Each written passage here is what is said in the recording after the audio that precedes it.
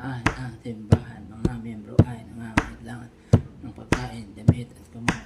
Bakit ang simbahan ang napapayaman? Ang mga miyembro ang nahihirapan. Linggo-linggo, luhod ng luhod, hindi naman mayaman. Ang leader ang nagpapasarap ng buhay. Jogging-jogging pa, imbis na mag-ikot upang magbigay ng tulong.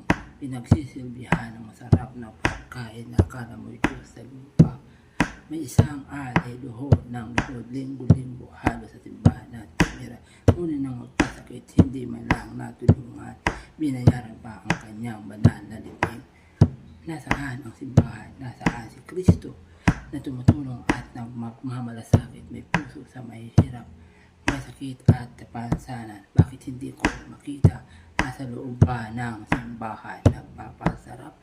Si Kristo nag-iikot, nagpapagaling, nagtuturo at nagmamahal ng walang bayad. May isang bata, hindi makalapit ng altar dahil bakit? Ito pa ang simbahan ni Kristo na ayaw ng mga bata. Ang simbahan ni Kristo ay para sa bata. Lahat pwede lumapit at maglambing.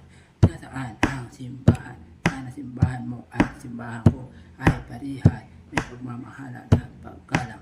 Hindi pira ang lahat, hindi serbisyo ni Kristo. May puso at malasakit na nangangailangan niyang kapwa, hindi para sambahin at sabing Diyos.